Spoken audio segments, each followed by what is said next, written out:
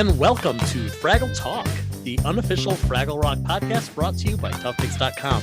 This is the podcast where we cover Fraggle Rock back to the rock, episode by episode, along with the talented producers, performers, writers, and builders who help put it all together.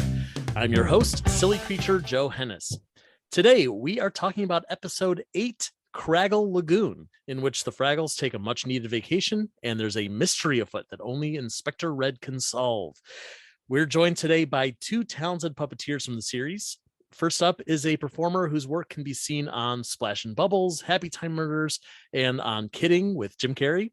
On Back to the Rock, he is half of Junior Gorg. Please welcome Dan Garza to the podcast. Hey, Dan. Hey, glad to be here. Thanks, Joe. Of course, thanks for being here. Our second guest is a puppeteer, builder, and wrangler whose work can be seen on Sesame Street and Helpsters. And here on Back to the Rock, he's the other half of Junior Gorg. Please welcome Ben Durocher to the podcast. Hello, Ben. Thank you. Hi. So excited to be here. Did I pronounce your name right? Longtime reader of Durocher. Yeah, that's it. Awesome. I'm a longtime reader of the Tough Pigs. So long-time listener, first-time caller. Thanks for having me. Awesome. Always good to have a fan, especially when we are a fan of them as well in return here on the podcast. I'm a huge fan. I just didn't feel compelled to kiss him. I'm just saying. You're not getting you any didn't easier say questions. it, so you're gonna have to prove it over the next hour. All right. So for both of you guys, first of all, you're doing fantastic work on the new Fraggle Rock series. So congratulations and thanks for bringing that magic to the show. How did you get started with Back to the Rock? Dan, we can start with you. Sure. I did a horrible audition for Wembley. They Henson thought, we'll check it out, and they sent me a thing, and then I did an audition, which I was very under the gun, and I felt very pressured because it's such a huge thing, and I did a terrible job, and I sent it to a legacy puppeteer who I trust very much, and he promptly said, that's really good, but I don't know who that is. That's not Wembley. I know. And so all of my dreams of contributing to something that I loved so much were promptly flushed down the toilet. And then a couple of months later, I get a message from Johnny and Company saying, "Hey, would you be interested in auditioning for Junior Gorg?" I said, "How am I supposed to puppeteer such an odd audition?" He said, No, just do voice.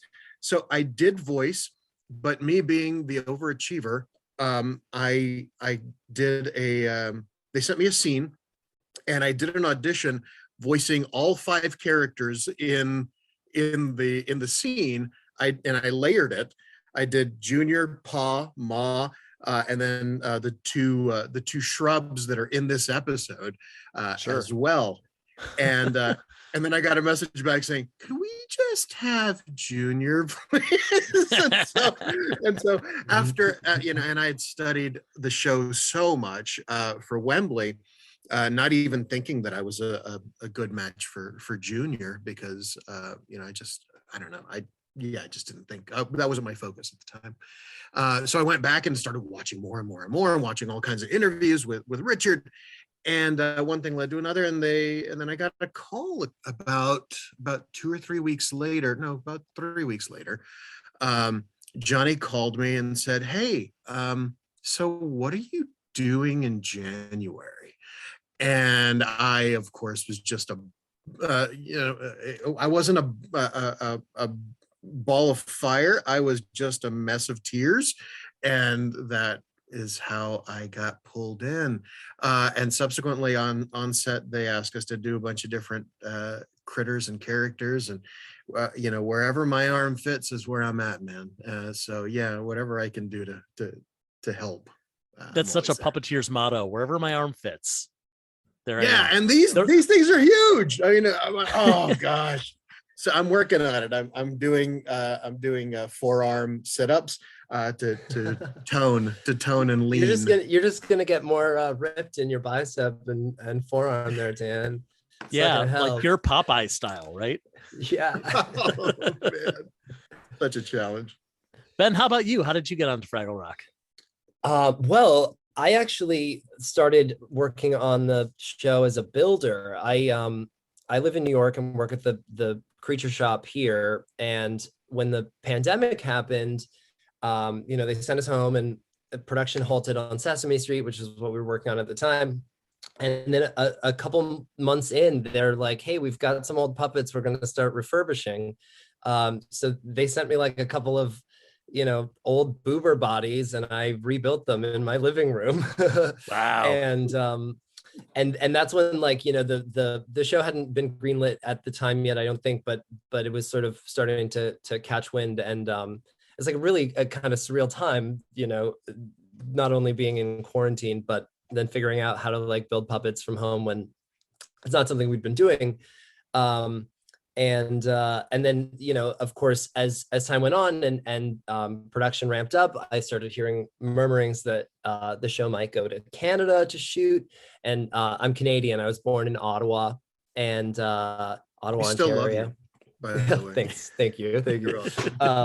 But I've lived in the States for like the past 11, 12 years. And when I heard like the show might go to Canada, I was like, okay, this is maybe my ticket. I've got my passport. I'm gonna push to get an audition. And I was lucky enough to get cast.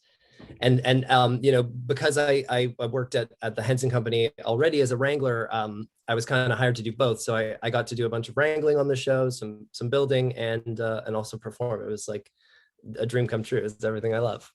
That's amazing. Like you're just involved with everything with the production at that point. Yeah, like a lot of different hats. Yeah, we're very, very fortunate to have Ben. Honestly, he's just amazing. Not just as a builder and a wrangler and a performer, but just as like a regular human being. I can think of other people that I could be paired up with, but not so perfectly. He's fantastic. Yeah, I feel the same way about Dan. It was like the perfect partnership, pairing us together. We're both very lucky. I love that. We're definitely going to talk more about Junior Gorg in a little bit, but Ben, I do want to know a little bit about how you got into Junior Gorg, because you were obviously hired to be a puppeteer, but that's a very specific role with a very specific set of needs and talents for the show. Yeah, I mean, I come from a theater background, dancer, movement-based kind of theater stuff. So that side was sort of natural. And then, I'd studied puppetry, and I did some work in like character, walk around performance. So it all just kind of made sense. Johnny and I had worked together on Avenue Q. I played Princeton and Rod in the off-Broadway production for like 2.5 years. And Johnny was the resident director. So he had hired me there, and kind of knew my work, I guess, and trusted me enough to throw me in there. That's great. And I assume that you guys, before cameras even started rolling, you had to find some way to connect, just because the synchronicity between the face, the voice, and the eyes, that Dan, I assume you're doing all of those things, and Ben, you're in the costume, kind of trying to sync everything to the lines, to the choreography, to the music, et cetera, et cetera. How did you guys find a way to bond together to play the same character? Well, we did, and this is Team Gorg. So Team Gorg is Ma, Pa, and Junior. We wanted a cohesive family. So all of the head puppeteers, and meaning the head of the character, and all of the suit performers, we all got together, and we had this little workshop. And we're fortunate enough to have Frank Meshkalite as being one of our co-puppet captains, and he was Pa Gorg. And by the way, season 5, he's originally Junior's suit performer as well. He had been pulled in after Rob had to go take care of himself. And so so we had Frank there, and that was wonderful insight. And then as we're performing and we're reading lines, and I think the first thing y'all did was put on your shoes, wasn't it, Ben? I think so. Like to actually get in physically. Yeah. Well, no. Like during those rehearsals when we were meshing, the first thing we did was get you guys comfortable with your giant shoes. I think you're right. The three of us, we had like a sort of little mock-up scene that wasn't from any script that maybe Frank wrote, just as sort of a little. Oh, you wrote it. There you go. Yeah, Frank. It was. I think Amy had written her part. Frank had written his, and I had written mine, and we just kind of mashed them all together into this thing. Incredible. It was just sort of like a little script we could run through and play around with. And yeah, you guys didn't have your rigs at all. You just kind of read the lines, and we physically embodied them.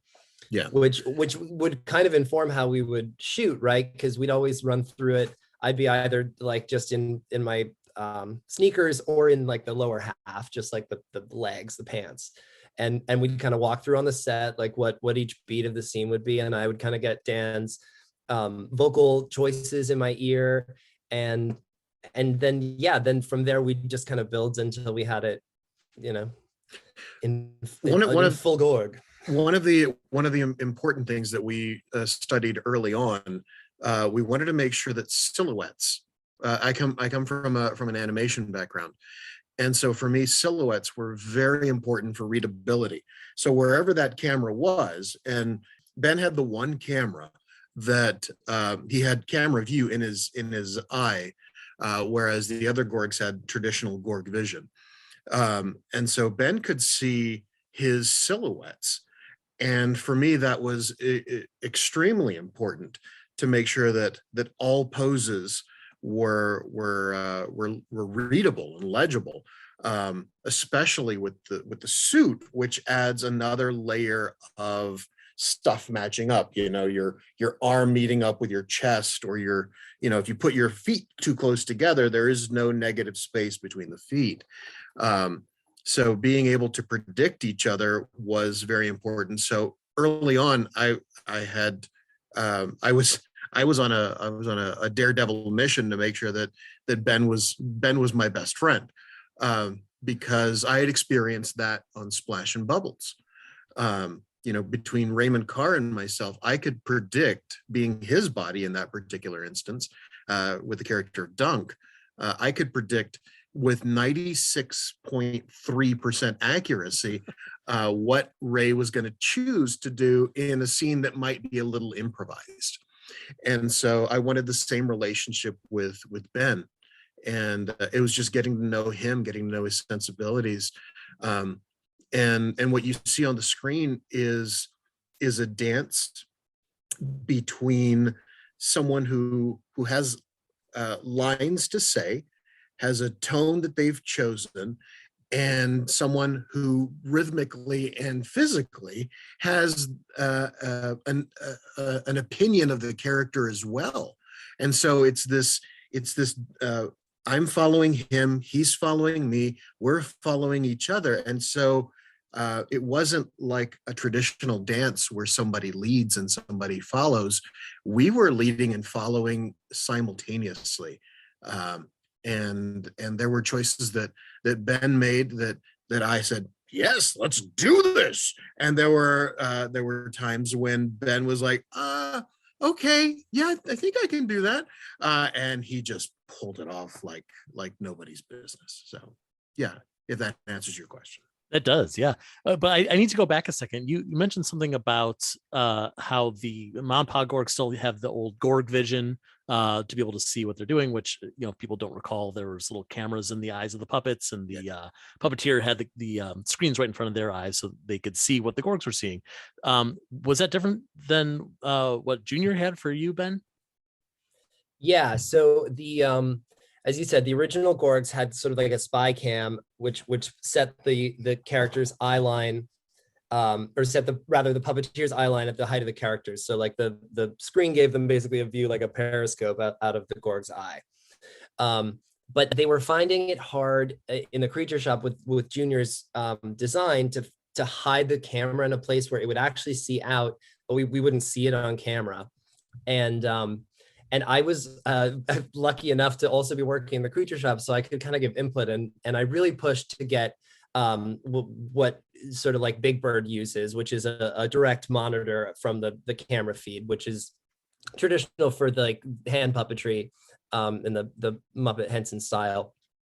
But it involves some re-rigging, and they had to install a whole bit of hardware in the head that could receive the signal from the camera and feed it to me. But I ended up with like a sort of like 3-inch monitor right in front of my eyes, and it worked great. It's disorienting, right? It's reverse, so your brain has to kind of flip the image, and it's even more disorienting when you have no visual reference outside of, the head is completely covering your vision, and you're surrounded with yeah. Right, as soon as the servos start going and the face starts moving, it takes a lot of focus, and but I think I got pretty good by the end, and Dan and I could really just like kind of rely on each other's little physical signals, and Dan, especially with his audio, because I had in-ears that I could hear what he was saying, so and he could hear me, so we could talk to each other. Literally taped to his head. Literally taped to my ear. Glamorous life. That sounds so much harder than having Gorg vision, like for 100 different reasons.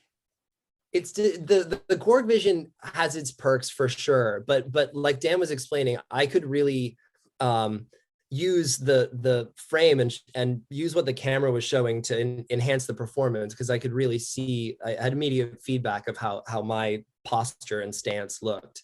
So I think it was actually a big advantage to our performance. Great. We'll get back to the Gorgs in a few minutes. But Sure. before we start with this episode, Dan, I do need to ask you, just because he does not show up in this episode, but you are the performer of Philo, half of the duo of Philo and Gunge, with the Trash Heap. How did that role come about for you? And is it just like the most fun thing ever to just mess around with John Tartaglia? So Johnny and I have a history of messing around. And just being goofballs together. I love the man. I trust him just implicitly. And if he were to tell me to walk blindly into something, I certainly would. I just trust him that much. He's that kind of human being that just won't let you down. And so I had done a character on Splash that was similar in tone to Philo, and he thought it was a good fit. And Dave not being there, he said, is this something that you want to do? And I in a heartbeat, yes, absolutely yes. So I jumped into the trenches with him, and I prayed to the puppet gods that Richard had or that Dave had loosened up the opening enough so that my giant telephone pole arms could fit in it, and fortunately they did. Because it's the same puppet from the old series, right? It's actually the same puppet. And refurbed by Laura McLean, just to shout out Laura. Thank you so much. Yeah, beautifully refurbished. And yeah, there's no pressure, of course. No pressure in doing any legacy character. But there I am watching, and I'm walking around our home going, yeah, trying to like find where he lives. And so then I said, hey, can I just talk to Dave? I couldn't talk to Richard because of for Junior, but I could talk to Dave. And I said, can I talk to Dave to pick his brain? And so he graciously made time in his schedule and said, yeah, of course. And as soon as he gets on the phone, he starts, oh, I love what you're doing with what you and Ben are doing with Junior, and it's so great, blah blah blah. And I said, what I really want to know, thank you, but what I really want to know, and I'm crying, what I truly need to know is where did this come from? Where did Philo and Gunge come from? And he said, you're studying me, but what you should be doing is studying Richard, because I was copying Richard the whole time. And these two New Jersey shill teenagers that love Marjorie and are like her hype guys. And so that's where he lives. That's where he comes from. And every director that we encountered on this, we had 4 different directors, and they all directed us with the amazing trash heap, Amy Garcia, Kira Hall, and Ingrid Hansen. My God, I love Ingy so much. But performing in front of them, and then letting us do a as scripted take, followed by, all right, so guys, go ahead and have some fun. And so Johnny and I just throwing accolades back and forth. Really, kids out there, if you're listening, a thesaurus is your friend. So make sure that you do plenty of reading, especially if you have any inkling to work with John Tartaglia, because it's a common thing to try to one up each other in a comedic fashion. So yeah, that's kind of where that came from. All right, one last question, then we'll move on. Is there a difference between Philo and Gunge, like personality wise? What is it? Of course there is. Okay, look, in my mind, Philo loves Marjorie more than Gunge does. Philo is completely enamored with her, and it's through and you know this because you're a tough pig. Of course you know this. They are birthed out of Marjorie's garbage, and so I have a feeling that being the little trash rat that he is, that Gunge just ate a little bit more of that than Philo did than Gunge. So yeah, I think that's the major difference. That's good to know. Okay, we're gonna look out for that stuff next time we see Philo and Gunge. That and the teeth. And the teeth and the color, and yeah, of course. But yes. Oh yeah, and the attitude, yeah, of course. Amazing. All right, let's talk about this episode. Let's talk about Craggle Lagoon. We're going to start out here with Doc and Sprocket. That's our first scene. Doc is talking about how she needs a vacation. Like most of us, first of all, like most of us need a vacation for sure, but we also can't afford a big fancy vacation. And you know, she's a grad student, so of course she can't. So she and Sprocket are taking a staycation. We do check in with them several times throughout the episode where she's got like a projector and she's showing off, you know, like a beach scene, you know, Japan scene, a farm, a starlit night.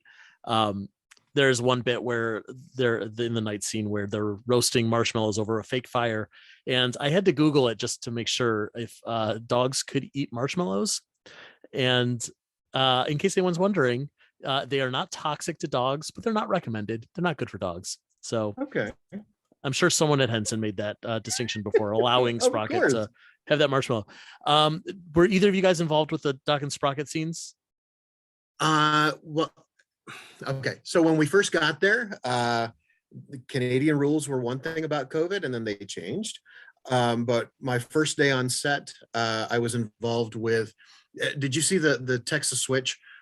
Sprocket is in this basket that's coming down. This isn't in this episode though. Sprocket's in this basket that comes down, and then he jumps out of the basket, tail wags, and then he comes onto the table. That's for Puppeteers. So that's me RCing Sprocket as he's coming down in the basket. And then Jordan Lockhart is the tail that comes out. And then when he pops up on the table, that's Johnny and Karen. So early on, that was the first shot of the entire series. That was the very first day one, shot one.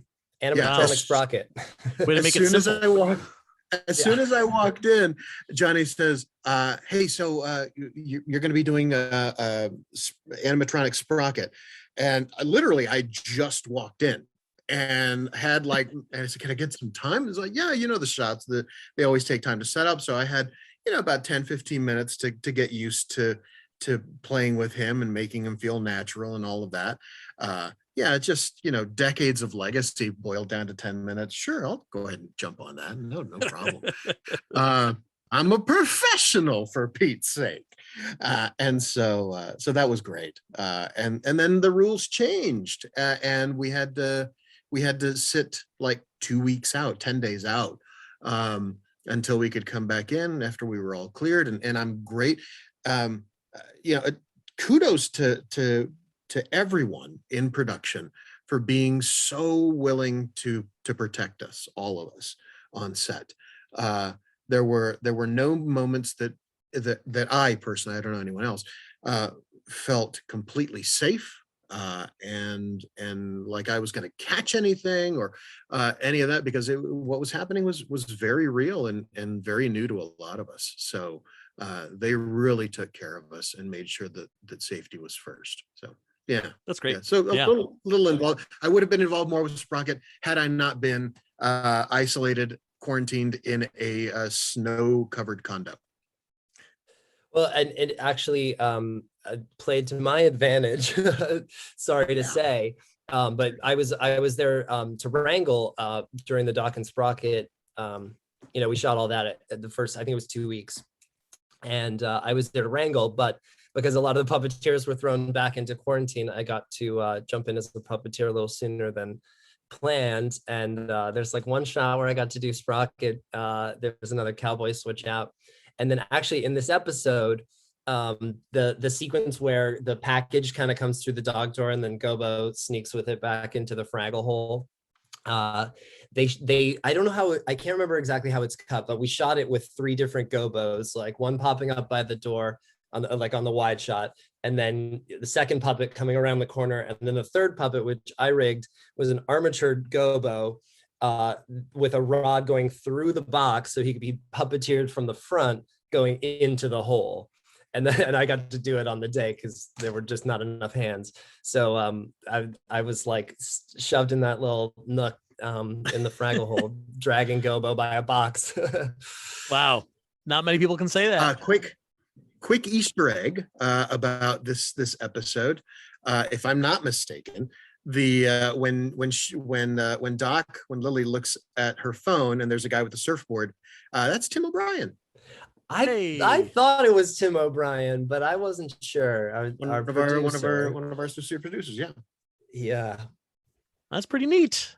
And actually, I have some questions about that I'll get to in about 20 seconds. Let's time it, because our next scene, Gobo gets Traveling Matt's latest package and postcard, and we get a quick peek in on what Traveling Matt's been up to, which is that he's taking a vacation, which basically means he's in some random office, and he thinks that all the workers who look bored of their jobs are actually just relaxing.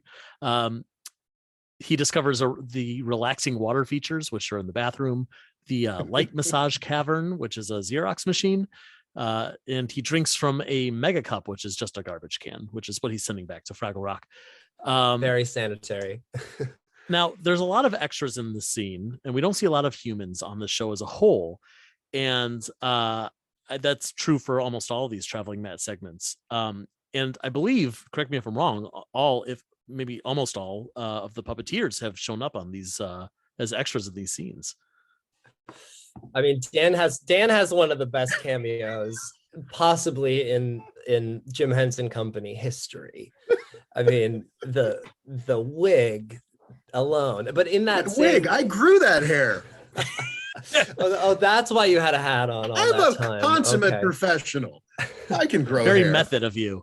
That one is a I'm sorry, I don't have it fresh in my mind, but that one, it was in a commercial that Doc is watching. No, it plays on in the pharmacy or the grocery store where Uncle Matt's shopping, and he gets the can of whipped cream. Yes. Thinking it's like the Miracle Hair Grow product. Yes. But, thank you. Yeah. Back to this episode, the location where we shot the office was actually the production office for the show, and I think there's at least one cameo of a crew member in that scene. I forget exactly who it is, but I'm pretty sure that someone from the production was used in that segment. Yeah, the rest of them I believe are capable Canadian performers. I'm sure they're all capable. I I'm sure they're all actually Canadian. Yes. Another amazing opportunity I got, because I was both a wrangler and a performer. I got sent out into outer space, as it were, to work with the second unit on all the Uncle Matt postcards that were shot in Calgary. It was almost, I think they did 3 out in LA, which it's pretty obvious which ones those are, because there's palm trees. But the rest were all shot on location in Calgary. We got to go to like the Olympic, the 1988 Winter Olympic like stadium and skating rink and ski hill, and some like, it was really fun to just go out, and it's always so much fun to take like a puppet out into the world. People are just so curious. I remember on the day when we were shooting the recycling bin episode where people are putting their recycling on the street and Matt's getting hit by it and it gets dumped into a recycling truck. The like locals on the street kept poking their heads out of the house, really curious what was going on, and the PAs had to keep being like, please go back inside, you're in the shot, we just need. But everyone was so really wondering what was going on. Why aren't they picking up everyone's recycling today? What? Yeah. Why just that? And why do they have so much? Yeah, I can only imagine people on the street talking. In the office postcard, there's a great moment of puppetry that I wanted to point out. The Xerox machine, when Uncle Matt gets kind of photocopied, when there's a shot where it's kind of wide and it's actually an animatronic Uncle Matt, and Kevin Clash, who was puppeteering that day, did this most brilliant thing. He couldn't get the puppet to look all the way towards the human, so he moved the pupils just ever so slightly to the side. So it gives this impression that Matt's like eyes have rolled all the way to the side to look at this person. It's so subtle, but it just made the moment so well. Perfect. And that seems so taboo. Like, we're not supposed to move those precious pupils. You don't want to ruin that Henson triangle.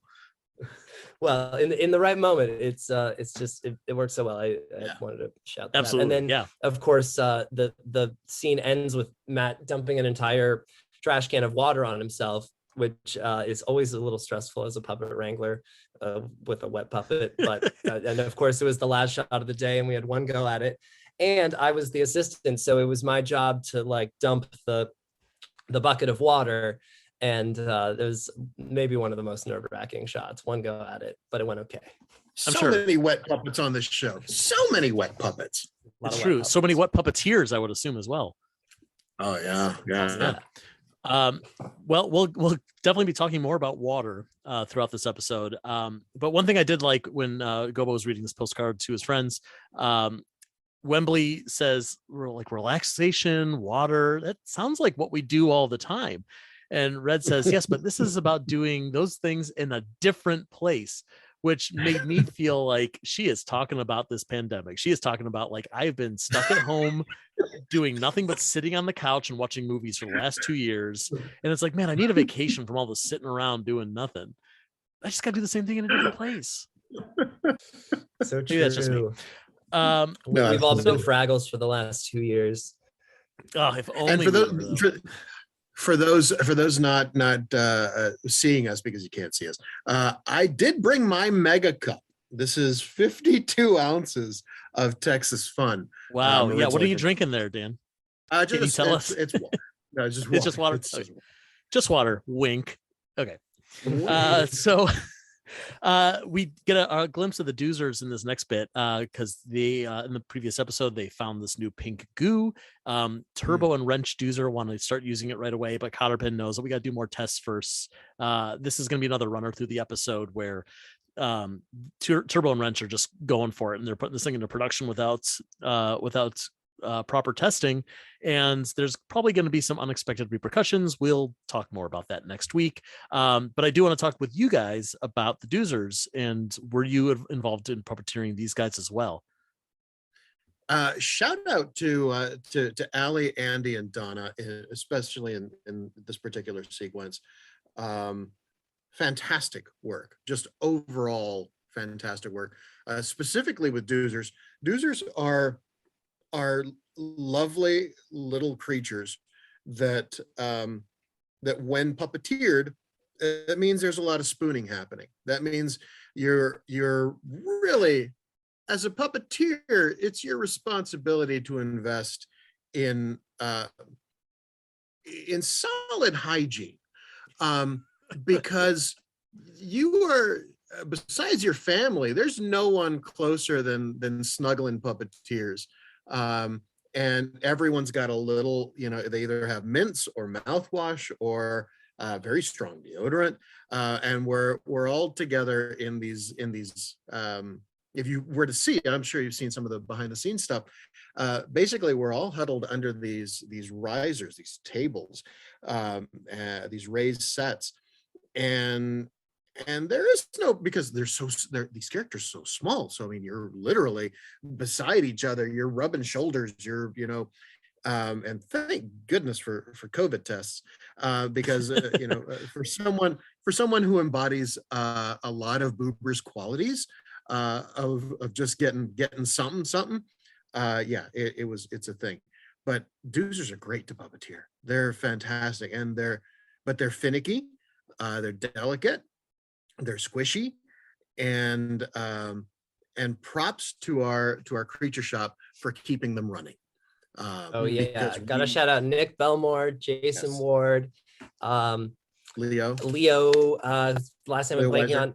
Yes, and Scott Johnson, who ran the creature shop north, as I like to call it, did such amazing work, and the genius rigs that they came up with to make those doozers go blew my mind constantly. Yeah, sadly we puppeteer all of our characters full throttle, and so it's part of our job. It's part of leaving it all on set, and every single one of these beautiful craftspeople and technicians were there to make sure that we could make that happen. So huge debt of gratitude to all of them for just letting it happen. And yes, things break, and directors know that, and producers know that, and Crafty sure knows that, because when something breaks, we're gonna move on to something else. Everyone runs to Crafty for a quick bite, and then they come back. So yeah, everyone involved, just amazing stuff. Great. And have you both, I assume you've both been able to partake in performing doozers throughout the series? Yes. To the point that I got to be a doozer in therapy, which I guess art is imitating life, and a doozer in the monorail. I was a doozer. It was a juice tender, because it was a juice tender, and which also life imitating art. That particular one looks just like me. Great. And I spent a number of summers as a cabana bartender, as Cabana Dan, and sadly, a lot of the photos that I took on set corrupted in my phone. Oh no. At some point I'm going to send my phone to get revived and see if they can pull that, because all of those files, I switched over to a new phone, I transferred everything over, and then all of a sudden my computer was like, oh, guess what, all of those photos are corrupted. And so my old phone is still in my possession, and hopefully they can extract all of that data. That'd be nice. But anyway, doozers are fantastic. I had a as you were talking about good puppeteer hygiene, I had this flash to, I can't remember what episode it was, probably around now, because we're dealing with the pink goo, but I have this memory of being in the Doozer Dome set, and they'd kind of, especially on the big days when there's a lot of doozers, they'd kind of like slowly layer people in there, so you'd end up kind of sitting under the set for a little bit, and there was just this like smell that was not good. And we all wore masks, of course, for COVID safety, but there was still permeated, and we're like, did someone not put deodorant on today? Like, what is that? But the more we smelt it, the more it was like hot garbage. It was like really potent. As it turns out, there's this old like movie trick to put milk into water to give it like a opaque consistency. Oh. So when in the Doozer Dome set, there are these pumps that kind of pump water through these tubes because it's the hydraulic station or whatever. And so the special effects guys used strawberry milk to make it pink on the day when they needed to see that. And I think they thought they cleaned it out, but somewhere in the pump there was some milk that was not good anymore. I'm glad it wasn't any of the puppets. I know. I was gonna say that's usually like where I just have completely panicked of like, is it me? Is it me? Can't be. It's not me. Oh, no, yeah, I showered. I'm fine. But what if it was me? And it would ruin my entire day. Oh man. Next season, cheesy strawberry cheese. It'll be great. Wait, did you leave it there? Is it just fermenting on set right now? It's just no, they cleaned it out the next thank day. goodness. Enough people said something that they're like, oh, we should, but you wouldn't have known unless you were stuck under the set for a couple of hours. We could have sold that, Henson. That's something we could have done. We could have bottled it, and you could have said eau de Doozer, and sold it at a markup. That would have been great. I think there is Doozer perfume out there with one of the licensing Is partners. there? I think so. There's Fraggles and like Labyrinth and Dark Crystal scents. I think there's got to be one for Doozers. Right, yeah. I don't know what it smells There like. should be a Gorg one. There probably is. I don't. It smells like radishes. All right, we're gonna look this up Yeah. afterward. They would all smell like radishes, right? They all love radishes. All right, They would We're- not smell like we're radish. getting completely off topic. This is a podcast. You can't smell anything anyway. We interrupt this podcast for a special postcard from our uncle traveling John Tartaglia and a Fraggle Fast Fact. Today's Fraggle Fast Fact is Fraggle Rock does use CGI. Ooh. So one of the things a lot of fans wanted to know when Fraggle Rock Back to the Rock was announced was, were we going to, not use puppetry? Were we going to use CG to bring the Fraggles and Doozers and Gorgs to life? And of course, we performed the Fraggles and the Doozers and the Gorgs very much like they were in the original series. Besides special effects and some set extensions, we used CG to enhance certain things. So Junior Gorg's face has a little bit of CG enhancement, although most of that is animatronic work.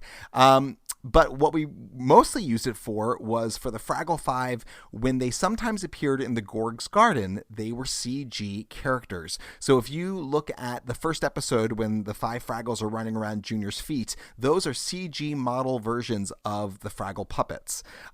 Gobo in episode 13, when he comes out in the final episode of the first season, when he comes out of the Fraggle hole and climbs down and goes to speak to Junior, that's a CG version of Gobo. And in episode 2, when Red jumps up the rocks and does all of her flips and turns during Hip Hip Hooray, that was a CG version of Red. So basically the rule was, if a Fraggle puppet couldn't really do it, we would use CG for it. And the CG modelers took so much time making sure that they really modeled the fleece and the fur and the costume pieces of the Fraggles to get them as close as possible. So there's your Fraggle Fast Fact. Okay, back to the podcast. The Fraggles are actually about to start their 30-minute work week. This is a reference to the episode from the original series, 30-minute work week. Red is a lifeguard. Moki collects radishes. Gobo in this universe, his job is to clean Traveling Matt's museum, apparently. Wembley is the fire siren. Boober was making soup, which I feel like he does it way more than 30 minutes a week. Wembley thought that his soup was on fire, so he tried to extinguish it, but not only was it not on fire, but it was a cold soup. And that's pretty hysterical that Boober keeps calling him out for that throughout this episode. Now that the Won't let it go. I know, right? That guy, of course he won't let it go. If Boober is good at one thing, it's not letting things go. Now that their 30-minute work week is over, the Fraggles are exhausted and they deserve a vacation. And I get it. I feel the same way. I work for like an hour and then I'm like, oh man, I need a break. This is where we get our first song. This is the song Craggle Lagoon. This is original for this episode. It's this cool Caribbean inspired song. It's just a fun bop. I have nothing else to say about it unless you guys have a story or two, but it's just a fun new Fraggle song. I want to shout out the Ink Spot Puppeteers in that number, which do some really funny, amazing work. The Ink Spots were a seminal favorite of the crew, and puppeteers across the board. They were worked in whenever possible. You'll see. And a favorite of the fans, but as I believe well. I love the ink spots, and there's some really good ink spot stuff in this episode. Yes. Now I will toot my own horn, because the ink spot that gets thrown out of the horn and the Texas switch that happens there is mine. I get to be that one. Which one? You're pulling the string, or you're the second one? So I'm the second one. But I don't remember. I think it was Effects that pulled the string. It's just a fishing line with just a stuffed. But I think Effects did it. And it wasn't one of us. The horn goes off, he gets thrown, and then the ink spot, which has become a spirit animal, and a lot of us got to be ink spots over the course of this show. I had one in particular that was mine. I always gravitated toward that because he looked a lot like him, and kind of grumpy, and he had the ability to do this underbite where he was like and there were a couple of occasions where I got to be the guy that got thrown across the room, and I'm okay, thanks for asking, sort of a thing, and then move away. Ink spots are absolutely amazing puppets. They're the best. So I love them. Yeah. And in the number, in the Craggle Lagoon number, I think it was Amy Garcia, Andy Hayward, and Ingrid Hansen are the three ink spots, the featured ink spots. Yeah, featured ink spot. That's a t-shirt. I would wear that, featured ink spot. So next up, we're going to take a quick jaunt over to the Gorg's Garden. We've already talked about Junior a bit, but I'm sure there's so much more to say.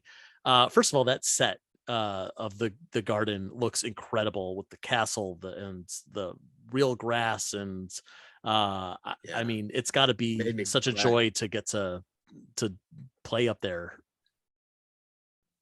Yeah, and we would hang out there too, because I'm again a very method puppeteer, and so I'd hang out there and check all of my vegetables. I would go through the garden. In my off time, I did radish recipes because I needed to get into Junior's head. Made up my own backstory about the shed and everything that was out there, and I handed it to the writers, so they have, it's none of it's canon, but it's all for me to understand why Junior is Junior. But it was a wonderful set to hang out and to explore. There were days when we were shooting adjacent to the Gorg Castle, either at Boober's place or other locations. The bridge was there as well, and our holding area was basically hanging out and lying down on the Gorg's lawn. Just a bunch of puppeteers hanging out on the Gorg's lawn, which is amazing. That's the coolest. I mean, this is like, I mean, Ben, pretty well. It's like when you're working on Sesame Street and you're like, well, I need to sit somewhere. I guess I'll just hang out on the stoop. I'll go I'll get a drink at Hooper's store, like no big deal. Yeah. I'll go sit at Hooper's till they're ready for me. Exactly. Yeah, for sure. Yeah.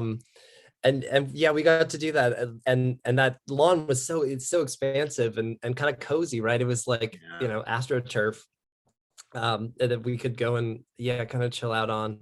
But don't sit on the rocks. The rocks aren't gonna be right. They're not. And it's kind of like it's true, like barely anything on that set was done in post-production. Like that thing was there, and those trees. To get up to the tower, all the trees on the side. Sometimes I noticed that there's like clouds that are added in, but that the cyc, there was a blue cyc that Dan was talking about that goes all the way around, and then Marjorie was actually around the side, so literally you could walk around the side of the set, and then you're suddenly in the trash heap area, which geographically in my mind, watching the original show, you knew that she was in the Gorg area, but it was sort of not clear where exactly she was. But so I love it. Makes so Fraggle much fan. sense. It makes so much sense. The Junior's like done with this, and he just throws it over the fence. Doesn't care. Just sure. It's a Gorg. Yeah. It's the world. Yeah, it's mine. Crazy. So crazy. there's so much I could ask you guys about Junior. I'll try to keep it brief because this is already going on so long. Ben, is there a secret to making Junior look so light on his feet? Because when he moves, I mean, he's a big guy, and there's always this flow. How heavy is that head, Ben? I think the construction of the suit does a lot. There's because his body and legs and arms too are all done with like boning, so it's compresses and stretches really well. Mm-hmm. And so as you kind of move, it moves sympathetically around you, and that I think helps a lot. It gives him that kind of like buoyancy. Yeah. But I guess it's also we installed that. Yes. Tutu, remember? Yeah. Yes. They added a kind of connection from my waist to the outer waist of the, like a tutu to the outer waist of the costume, so that I could, when I would move my hips, the hips of the costume would react. Oh, sure. Yeah. I get that. Right. It kind of adds like an extra joint to the whole puppet almost. Kind of. And the connection from the performer to the suit is greater. So that helped a lot too. That's cool. But that head is no joke, man. That's a heavy piece of machinery there.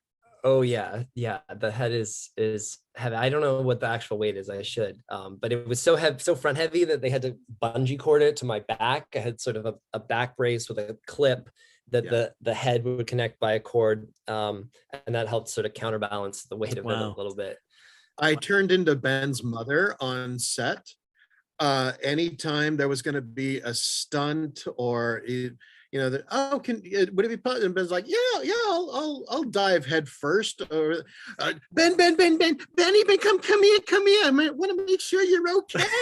and that was me all the time. Wow. We would yell cut, and I'd run up, and this body does not run, but I'd run up toward the Gorg castle to make sure that he was comfortable and okay, because oh gosh, and again, Henson and all of production, safety was like first in everything. So we would do runs without the head, in order to make sure that the Ben was going to be safe, that it was doable, and then we would do one with the head on, but assisted to make sure that he's easing into it.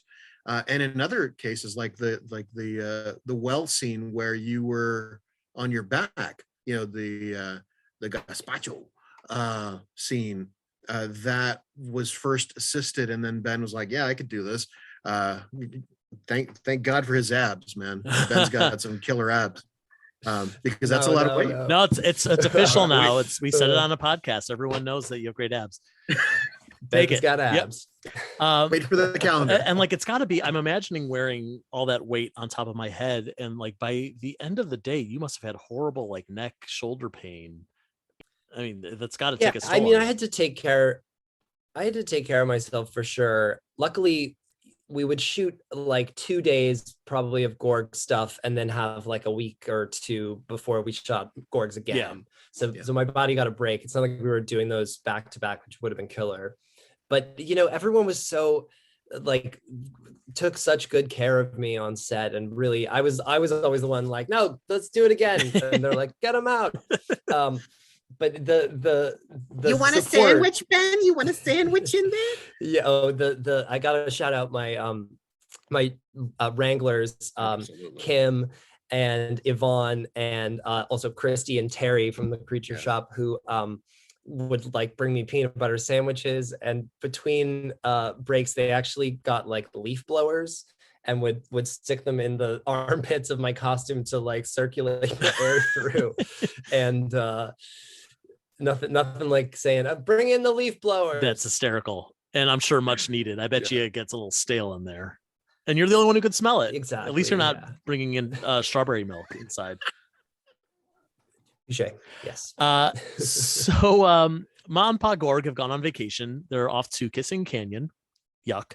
And he wants to move Junior to a new sunny spot, which happens to be blocking 2 other plants.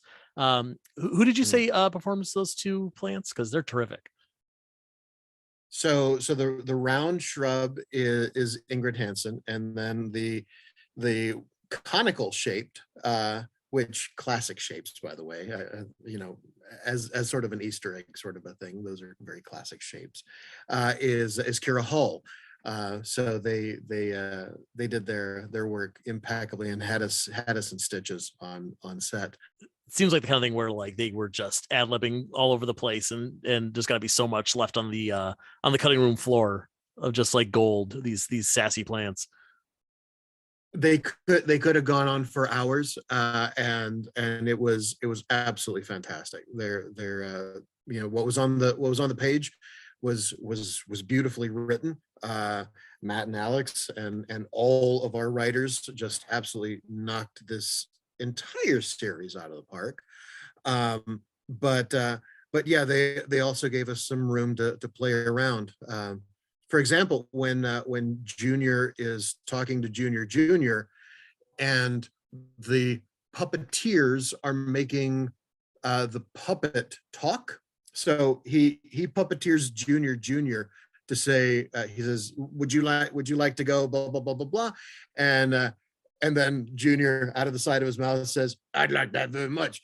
It's a nod to all of our puppeteers around the world, and I wanted to make sure that they knew that Junior liked to puppeteer as well. That's right. So, yeah. Meta puppeteering puppets. Yeah. I love it. Let's get back to the plot here. The Fraggles make their way to their vacation spot in Craggle Lagoon, but the lagoon seems to be all dried up. There is obviously a mystery afoot of what happened to the water. And cue Inspector Red from the episode Inspector Red. It's Red, basically wearing a trench coat with a magnifying glass, and she's wearing a hat that seems to be going over her pigtails. I don't think anyone thought about this until I just happened to watch the episode for like the third time, that she got that hat over those big pigtails really quickly. And she also, she does say that she is the only Fraggle with access to a magnifying glass, which I thought was pretty funny. She finds some footprints and declares that whoever's footprints these are, they must have stolen the water and subsequently stolen their vacation. And Gobo points out that these are their footprints, which I'm guessing is a subtle clue about the end of this episode and who the real water thieves are. Let's think about that one for a while. Can I just say the Craggle Lagoon set is one of the most impressive sets that they built for this production. Like the Great Hall is pretty amazing, as is the Gorg Garden.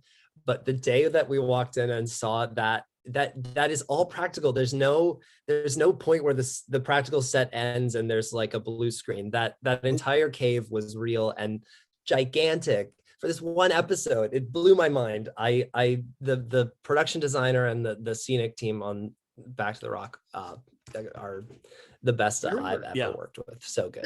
They were puppeteers, and I was one of them. All the way up at the top. We're talking 3 flights up. I mean, Amy and I we were cave neighbors, and we're sitting up there, and I, between takes, you gotta look, and I'm looking down, and it looks so far down, man. It was absolutely just astonishing, and everyone involved gave it so much love. It felt like a real lived-in place. It was beautiful. It's got to be surreal as well, because usually as puppeteers you're hidden below things, and now you're looking down on all the action. Just interesting. But yes, it's a phenomenal set, and really impressive what those set designers come up with. At every episode, we're raving about what we're seeing in the background. Like they're just nailing it. I love it. And here we have our first Craggle shows up. It's Lyle Craggle, voiced by the great Ed Helms from The Office and The Daily Show. And who is doing the puppetry for Lyle? Because I assume it's not Ed Helms. Johnny T was Lyle Craggle. Yep. Great.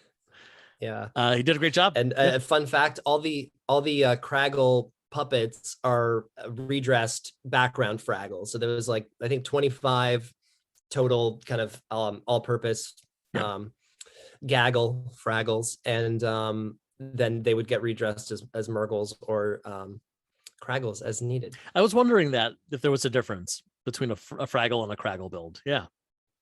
Oh yeah. There are plenty of differences. The head, the hat on the one that I get to puppeteer, Kyle. He's the gray one. His hat is made of two gloves. If you look closely at his hat, they're gloves on top of what should be the hand. That's neat. All right, another thing for us to look out for next time you watch this episode. That's good stuff. Yeah. Is there a difference in performing a Fraggle versus a Craggle or a Murgle, or is it just what's on page? Yeah. Tell me about that. Yes. So Fraggles are very, for the most part, extremely active folk, whereas Craggles have more of not only a walk but a sympathetic movement to them, where their head is loosely attached to their bodies, almost like a feather, like a long ostrich feather would, or a dog's tail would have that sympathetic movement. And then Murgles are very flowy side to side, as opposed to the front movements. So yeah, for at least that's the way that I've puppeteered them. Other people may have different approaches. Well, that was gonna be my next question. Like, if you guys are kind of sharing your tips about these things to make sure that it's kind of consistent across breeds, but breeds, is that what I don't know if that's the right word for it, across the different species of subspecies. Or actually maybe races. I think they're races of Fraggles versus different species. That's what I remember. One of the scripts maybe said. I don't know. Yeah. Maybe I'm making that up. Oh yeah. Interesting. No, I mean, I love that stuff that, it's not just the way they look. It's not just the way they talk. There's so much that goes into your artistry as puppeteers that you want to add to these guys. So that's pretty neat. Yeah. Lyle tells Red that he is going to take her to the Craggle leader and basically just walks her around in a circle and reintroduces himself, because Lyle's the only guy we need to know. He tells her, though, that she has to keep her voice down because you don't want to wake the Mantivore. He is a big, scary creature that lives in the big spout over by the lagoon. He says we can't go talk to it because it might eat us, or worse, yell at us. And we will see he has quite the yell when we eventually do meet the Mantivore. But Red does deduce that the Mantivore must have taken the water, which I guess makes sense. I don't know. She didn't really have much proof there other than he sounds scary. This is where we get our next song. This is the song There's a Lot I Want to Know. That comes from the original series episode Inspector Red. But the difference between that version and this one is it is a duet between Red and Lyle. And again, we get those ink spots, and they're all dressed like little detectives with their little trench coats and a magnifying glass, which is adorable. I love it. The precision on that puppetry, just overall, whenever there's a magnifying glass, there is this just dedication to getting this right. Like, what do you getting that? We're on a podcast. That what did you? Magnifying glass. Yeah. Sorry, that yeah, that's me. Getting the magnifying glass right over the eye. It takes such just focus and precision, and kudos to all puppeteers who have the ability to do that. Threading that needle is no joke. And I believe the puppeteers on A Lot I Want to Know are Donna Kimball, Andy Hayward, and Amy Garcia. There you go. Good memory. And I believe that, well, I actually asked Andy last night to confirm because I didn't want to get it wrong. But good memory, Andy. Thanks, Andy. Shout out Andy Hayward. The magnifying glass, the little hats and capes that they all have on were built by Jurgen Ferguson, who was our head wrangler, and he stayed up all night. I'm pretty sure making those the night before. He oh my god, they need little hats and capes. We got to do it. Yeah, he was right. And it was worth it. Who also made us hats. I'm wearing one of Jurgen's hats. He made us these Christmas stocking hats, beautifully detailed. Great person. Talented guy. I've worked with Jurgen. And he's great. Generous, he's apparently. He's just giving out hats to everybody. Ink spots. He's giving out hats. Puppeteers. Yeah. He gave the hat off his own head for the scene where I forget what episode, where Wembley's practicing magic and there's like an ink spot with bunny ears on his head. Yes. That was like an idea that someone had right before lunch. And over lunch, Jurgen took off his hat, cut a hole in the bottom of it, decorated it to look like Fraggly, and we shot it after lunch. That's amazing. Yeah. Oh, I love that. So Lyle takes Red to the Mantivore so she could confront him, I guess. And she's looking at him through the magnifying glass and says, well, he only looks big because of the magnifying glass. And then she takes the magnifying glass away, and he's huge. This has got to be the biggest puppet, aside from the Gorgs, in this entire series. Like, he's just humongous. He's bigger than Junior, I'd say. I'd guess, right, so? Dan? Yeah. Well, he's big. Yeah, he's big. He's big. It's what is it? 5? Is it 5 puppeteers on him to make him walk? I think so. And talk. I think so.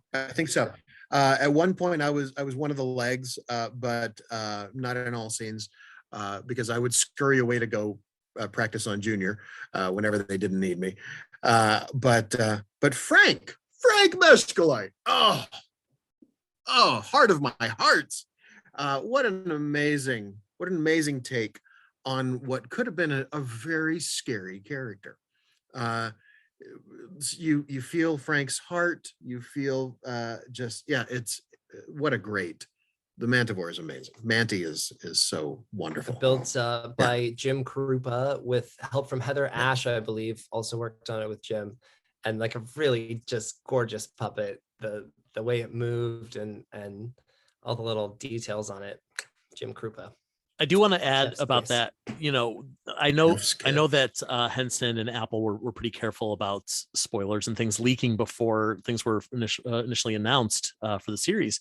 But a few pictures of Jim Krupa building this puppet got out there on the internet a while ago, and the fans, first of all, were like freaking out because we didn't expect anything beyond just, you know, Fraggles, Doozers, Gorgs on the show. But second of all, that like this is easily a character that in any other show would have been CG. It would have been cheaper and easier to just do CG. And now here's Krupa, and he's building this thing that's not only like a cool looking puppet, but it's humongous. It looks fraggly. It's original. It, like you said, it takes 5 puppeteers to perform. Like, that's incredible. So that gave us as fans so much hope in what the series was going to deliver on. It did the thing that a lot of the original series episodes had, the kind of like creature of the week kind of storylines where this new creature would come to Fraggle Rock and we'd have to deal with it in some way. And I feel like Manti kind of filled that role, and you know, he's used in only a couple episodes, but they built this entire beautiful puppet to serve that purpose, and it makes my little nerdy heart so very happy. Oh, I'm right there with you. Same. So the Mantivore has, like you said, it seems very scary and has a very big, scary voice, but really he's just welcoming Red and Lyle to his cave. And they kind of call him out on like, oh, gee, you had that big, scary voice. And he says, is that why the Craggles are scared of me? Like, which is kind of sad. Like, he could have had all these friends the whole time, and yet he's inadvertently scaring everybody away. The Mantivore did not take the water. But he does know who took it, and he has some proof because he pulls out one of Red's hair ties. And she thinks back to the last time she lost a hair tie, which was way back in the pilot episode of this season, when the Fraggles first discovered the new water. And I didn't even notice. I don't think anyone noticed in that scene. Isn't that great? That Red is missing that hair tie. Like, how cool is that? Isn't that great? Because also I went back and looked at it, and it's like, yes, in that scene, you know, the water shoots in, she loses her hair tie. It looks like she's just disheveled. But then immediately afterward, all the Fraggles are swept away by the water, and now they have wet hair. So it really is just maybe 20 or 30 seconds where you could potentially catch the fact that she lost this thing. And then you're never going to notice after that. So that was a really cool moment. Yes. Joe. Yes. That's how much everybody cares about this show. That's how much thought and planning and heart went into this. Those little things that we take for granted as viewers, we're like, oh yeah, hey, well, of course she's she's disheveled, and you don't notice that the thing is gone until the thing is gone. And then when we read it in the table read, I went, oh my gosh. Yeah. It was this like that, but that, you guys are smart. It was that sort of, and it's just the heart. It's the heart to make something good. But great. Let me ask you this. If they put so much thought into it, did they have an explanation for how the hair tie somehow made it upstream back to the source of the water? Of course. I'm sure they did. The hair tie fell just to the side of the stream of water, which is where Manti lives in the spout, and he found it. Easy. Of course. I'll explain it to you. And this is the one thing that I will never repeat again. Okay, I'm going to explain this. Oh no, we're losing you, Dan. We're losing you. You're freezing. And that's exactly how it happened. Wow. All right. Well, food for thought. Well, in any case, Red has now discovered that the culprit that she's been looking for the whole time was actually herself and the other Fraggles. Because for the last 7 episodes, they've been celebrating all this new water coming into Fraggle Rock, but never once did they ask where the water came from. This is going to be basically the big through line through the rest of this season about the after effects of this new water, and what do you do? What do you do now? Red returns to Fraggle Rock with the Craggles in tow, because they obviously can't just re-divert that water back uphill and back to the Craggle Lagoon.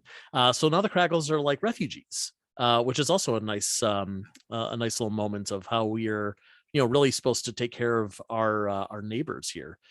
And again, another bit of the storyline that really is setting us up for that back half of this season, because those Craggles now live, for now at least, at Fraggle Rock. We have a great shot of the Great Hall with all the Fraggles and Craggles coexisting. Some of the Craggles are napping. That's something else that's going to be coming up in a few episodes. They're Fraggles and Craggles both playing in the pond. There's one Fraggle or maybe it's a Craggle that I hadn't noticed until this viewing, who's way off to the right side of the Fraggle pond with a straw, and he's drinking the water, which has Fraggles bathing in it. And that's got to be the grossest thing I've ever seen on this show. It's disgusting. I hadn't considered that. Wow. They were really thirsty, I think, is what happened. They were just really parched. You know what? You take nutrition where you can get it. I suppose that's true.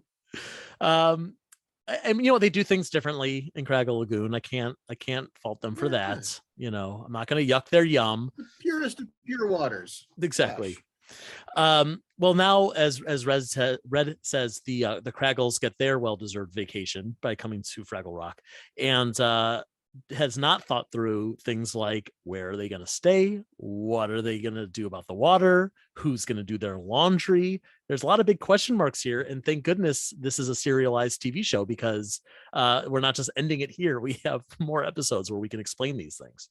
One thing that I really want to touch on, the second horn blow that happens in this episode. Kanya Shen is playing Pogi and is standing right in front of that horn. The leaf blower effect that happens is absolutely fantastic, but consummately sold by Kanya's reaction as Pogi is absolutely brilliant, and it makes me giggle every time I see it. Yes, I agree. So much love. Yeah, probably the same leaf blower that was cooling me off on the other stage. Absolutely, repurposed. Absolutely. Right there. We have to be responsible with it. That's right. Although I do imagine maybe season 2, you guys are gonna have like 15 leaf blowers. It's gonna be great. You're gonna be leaf blower rich. We can do leaf blower races on chairs or rollies. Yeah. That'd be cool. Wow. Mine, I would not put money on me, but okay. Once you get that momentum, then you'll be unbeatable. Well, that pretty much brings us to the end of this episode. Do you guys have any other memories from this one that you wanted to share? Anything interesting? I don't know. I mean, the Fraggle Pond was, for whatever reason, when I was wrangling, I often, the job of wrangling the Fraggles in the water fell to me, which was treacherous and exhilarating all at once, because, you know, basically the pond is like imagine a hot tub with a bunch of like heavy duty gloves kind of welded into the bottom of it, so that the puppeteers could go underneath the hot tub and put their hands up into those gloves. And then from above in the water, we could put the puppets onto the gloves so they could be performed. But that involved, you know, kind of like tiptoeing around the edge of the pond and like finagling puppets onto puppeteers without being able to really hear what they're saying. So you're kind of yelling down. It was always very exciting. And I'm glad they used so much of it in the show, because it's really kind of glorious, right? To see these characters in real water. It just brings them so much, brings them to life in a way that, you know, if we weren't seeing the water, you might not. Yeah, here's okay. I'm a left-handed puppeteer, for starters. To finish it off, I've got these giant arms, which we've already touched upon numerous times, and I already have a book deal for these arms. But moving on, I never got to puppeteer in the pond, and my respect and utmost like just total respect for any puppeteer who puppeteered in that pond, because it's a hard gig. Mm-hmm. Your arm is up, your arm is in there. From the time that they put that puppet on, there's this, it's an entire process to get in and out of those gloves. And again, everyone looked out for everyone, and if anyone was having any issues, they would take care of it.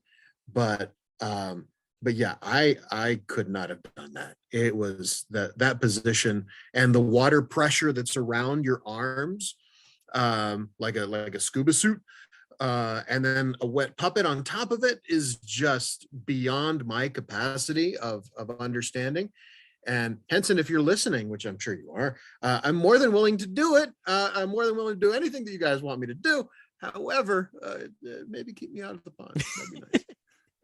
Well, it's one of those things where, like, whenever a puppeteer does a workshop of, or like at least explaining to people, what it takes to be a puppeteer, a lot of times they'll start with saying, okay, everyone in the audience, put your hand up in the air, and then just leave it there. And then they continue to talk and they say, don't lower your hand. And then they keep talking. And it's like, you've only had your hand up there for like 45 seconds and already your shoulder's starting to give. You don't even have the weight of a puppet on there.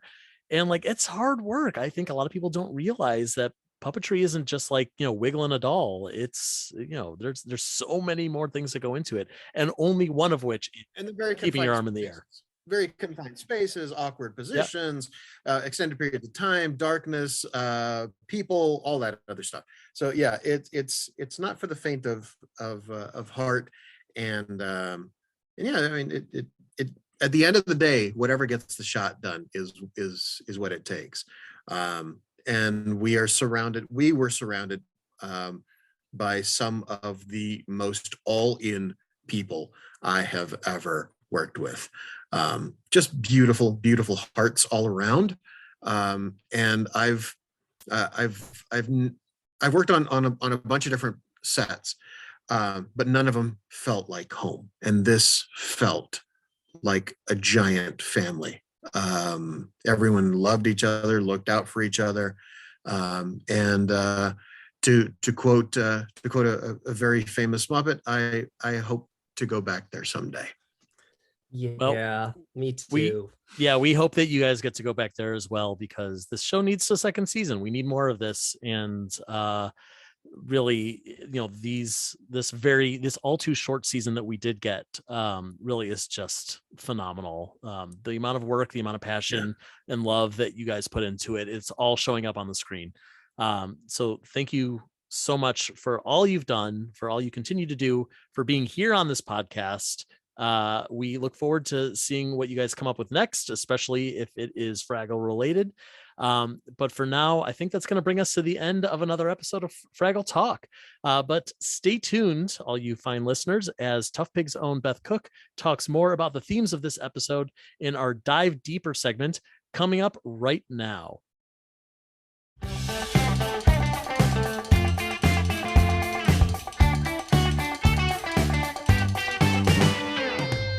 Welcome to Dig Deeper. This is Beth Cook, and I am joined once again by executive producer and president of television at the Jim Henson Company, Hallie Stanford. Hello. I wish there was a Craggle Aloha, but there isn't. I love the return of Inspector Red. Yes, absolutely. So fun. That was Karen Pearl advocated for Inspector Red to come back, and we heard her loud and clear.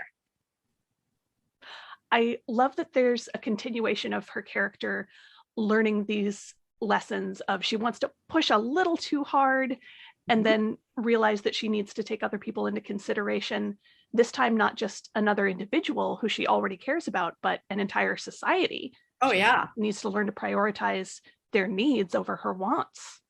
Yeah, and she also is going to learn, she's going to discover a lesson that all of her friends need to learn, because they all were the cause of the water going away from Craggle Lagoon. I like to call this the White Lotus episode of Fraggle Rock, because it's a lot about privilege at first, right? Like, let's go on a vacation, let's go to this place that we always go, and and in some ways, like, but not not interact, and we've had an impact on it, and we've had a negative impact, and we've had a negative impact on their culture, and so you see this all happen in this episode.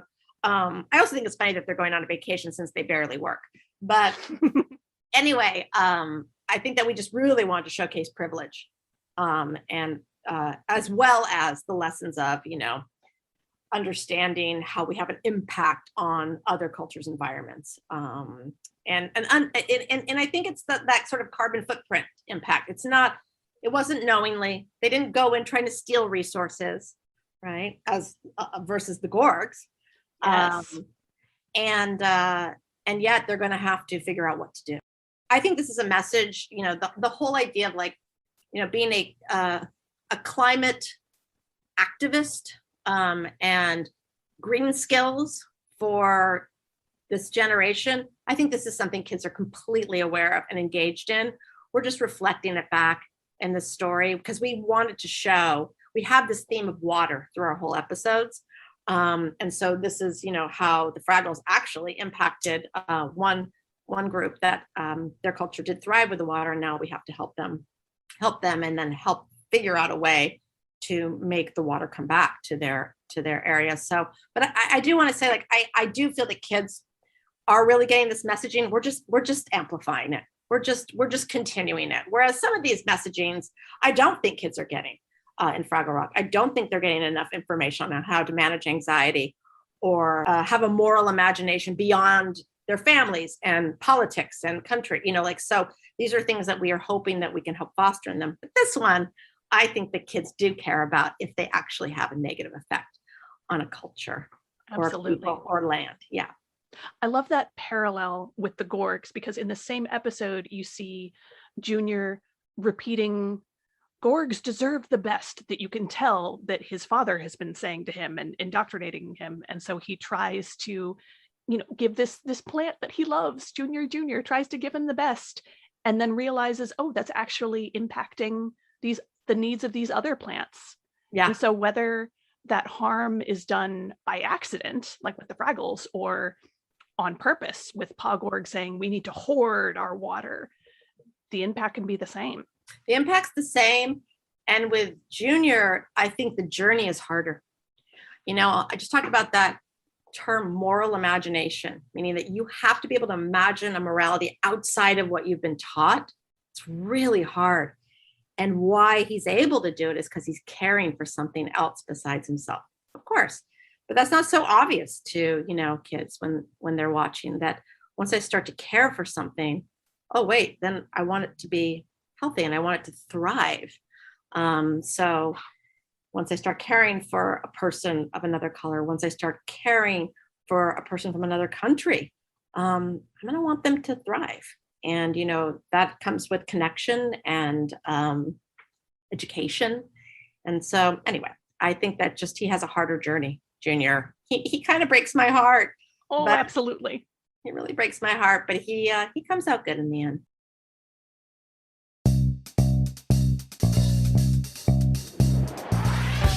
Fraggle Talk, the unofficial Fraggle Rock podcast, is brought to you by toughpigs.com. Produced, written, and hosted by Joe Hennis. Fraggle Fast Fact segment presented by special guest John Tartaglia. Dig Deeper segment hosted by Beth Cook with special guest Hallie Stanford. Fraggle Talk art by Dave Haltine Jr. The Fraggle Rock mark and logo, characters, and elements are trademarks of the Jim Henson Company, all rights reserved. Fraggle Rock theme song, written by Philip Balsam and Dennis Lee, is used with permission. Special thanks to the Jim Henson Company, Apple TV Plus, and the entire Fraggle Rock Back to the Rock family. For more from Tough Pigs, please find us at Tough Pigs on Twitter, Facebook, Instagram, and Patreon. Thanks for listening, and we'll see you next time down at Fraggle Talk.